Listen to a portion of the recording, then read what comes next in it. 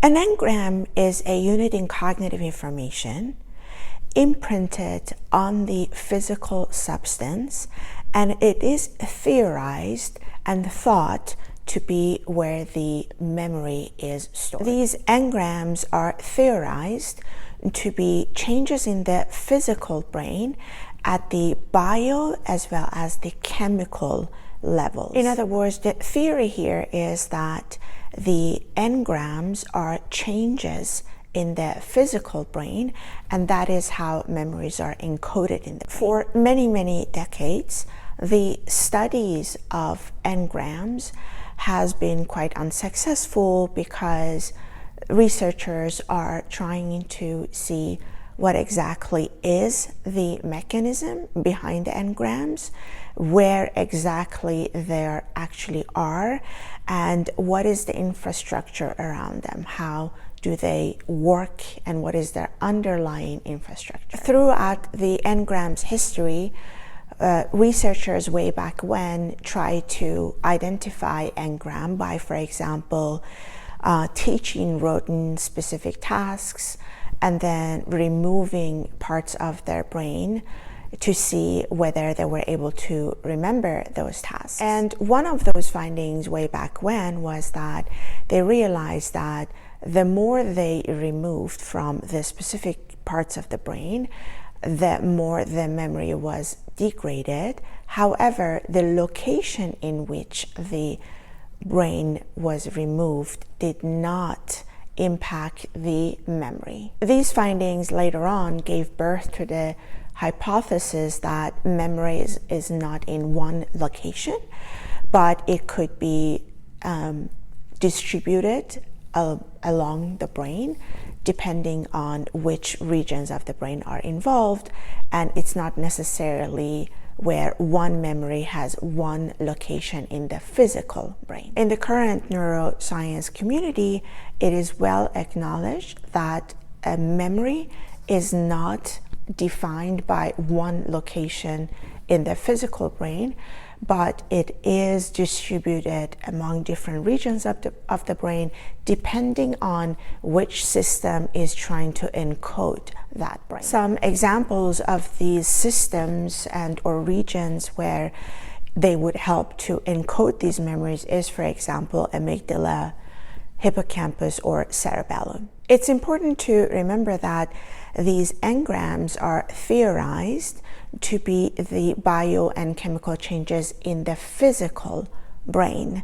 There is no here conversations about the non-physical brain, aka the brainwave. In other words, the thought here is that when there is a chemical or biological changes within the tissues of the brain, that is when and how the memory is encoded in the physical. When we talk about memory, it's also important to remember that we're talking about retention and retrieval.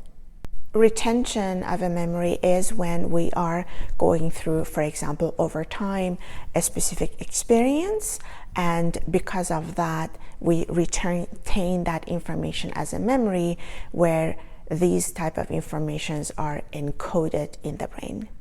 And retrieval is when we have the capability of retrieving that information, meaning to say, create that internal representation of that thing again within our physical. Understanding the basics of these different mechanisms, especially when it comes to memory, is extremely vital to us, mainly because first, we still want to understand the brain.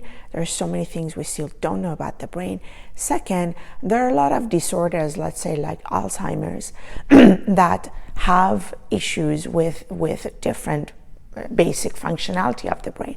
And so understanding these mechanisms will help us come with new treatments and new theories about these disorders. Understanding the underlying and fundamental infrastructure as to how the brain deals with information, processes it, saying it loosely, understands it, encodes it, retrieves it, etc., is one of the major fundamental establishment and questions within the neuroscience community that motivates us to continue with the studies that have been conducted for centuries in the neuroscience community. I personally always use the word processing loosely because, in my opinion, we still cannot really define what that means. But for the sake of conversation and to make things less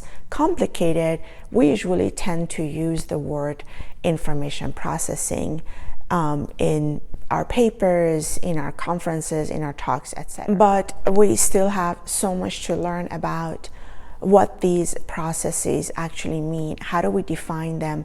And how do we even define information? Because I am personally still not convinced that we can have a unified definition of information at the cellular, biological, chemical, as well as wave frequency level, because again, we use these terms loosely: information processing, information retrieval, for the sake of conversation. But at the cellular, biological, chemical, and neural network, as well as brain frequency level, we still do not have a definition where it's cut and dry and it's proven scientific. I'm extremely hesitant, but I might do a video tomorrow with one of these controversial theories that some scientists have been debating for the past decade, and I'm one of those who's entertaining that idea, but I'm very hesitant because it's very controversial and it's a little bit like in the La La Land, at least it sounds like it. But I may do a video on that because that theory might have an explanation to all of this.